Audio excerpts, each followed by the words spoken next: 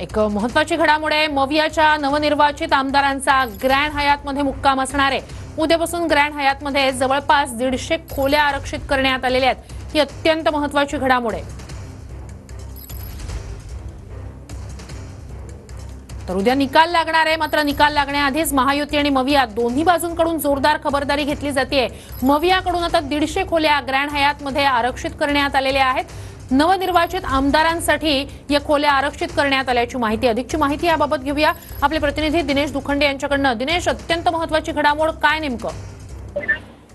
बघा, उद्या विधानसभा निवडणुकांचे निकाल आहेत आणि निकालानंतर महाविकास आघाडीच्या नवनिर्वाचित आमदारांसाठी सांताक्रूज येथील हयात हॉटेलमध्ये जवळपास 150 खोल्या या आरक्षित करण्यात आल्या आहेत। आणि समजा जर आवश्यकता वाटली तर या खोल्यांच्या संख्येत वाढही केली जाईल। एकूणच सत्ता स्थापनेसाठी प्रत्येक आमदार महत्वाचा आहे।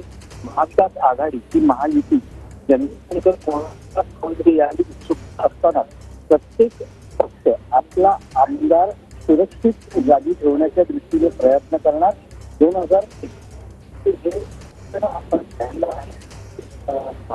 पक्ष, शिवसेना, काँग्रेस, राष्ट्रवादी काँग्रेस सर्वच राजकीय